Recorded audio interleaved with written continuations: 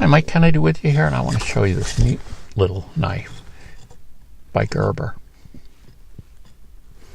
And what I like about it is it's extremely small and it's extremely sharp. It's got this nice, really strong clip on it, so that you can clip this in a pocket, clip it to your shirt, and you're not going to lose it.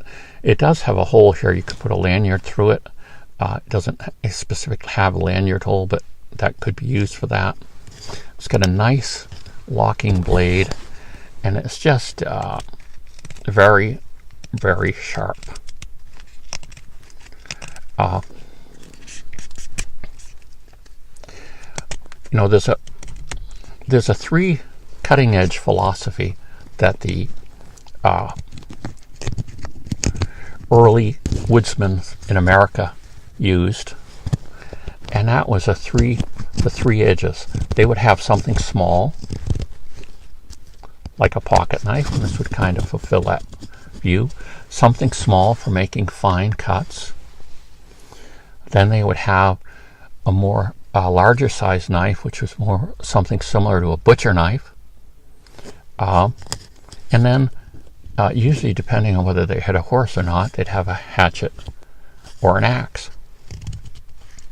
Now, we in America bushcraft tend to want to get everything in one thing.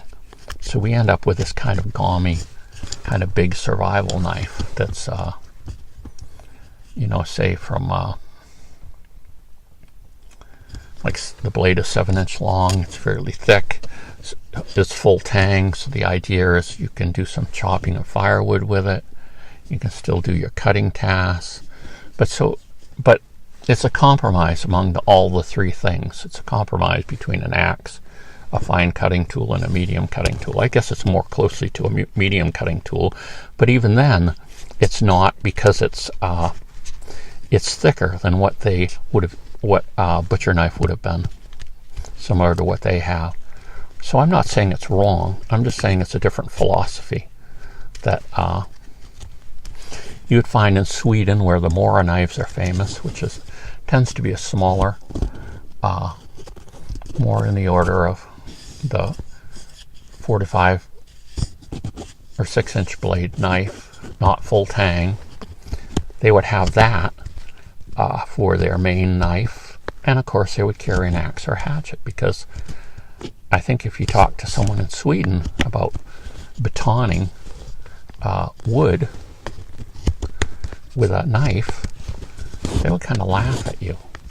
They would kind of be like, isn't that like trying to hammer a screw? You know, it just wouldn't be something that they do, because they'd have the appropriate tools. Now, I suppose if you can only have one thing with you, then the medium-sized knife that can kind of do a little of everything is a greater benefit than having nothing. But of course, the best survival tool is the tool that you have on you. This is going to be very hard to process a lot of wood with. But then on the same hand, if we were deciding to manufacture some deadfalls, making notches, or doing some fine carving, you know, a knife like this is going to be better for it. And it seems to me that if we look at the situation, something like this is so small, there's kind of no excuse not to have something on the small side with you too, besides a larger thing. And when you get into a more, you know, rural or urban setting, knives become illegal depending on the size and different things like that. Well, this has a small blade and can still be used for a lot of things. It can be kind of everything from a package cutter to a